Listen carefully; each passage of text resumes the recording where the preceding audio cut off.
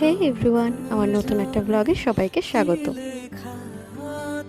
সানলাও থেকে বেরিয়ে আমি সোজা চলে গেছিলাম আমার কাকুর বাড়িতে, কারণ এখানে আজকে গুড্ডি দিদিকে আইবুড়ো ভাত দেওয়া হবে। বেসিক্যালি এটাই ওর শেষ আইবুড়ো ভাত। আমি আর গুনগুন দুজনে মিলে এখানে ফুল দিয়ে ডেকোরেট করছিলাম।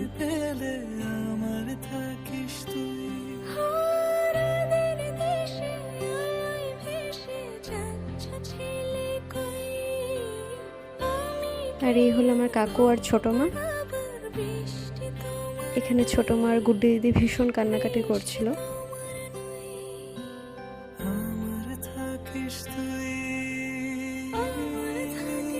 তারপর আমরা সবাই মিলে খেতে বসে পড়েছিলাম। মা আর ছোট মা মিলে সার্ভ করছিল।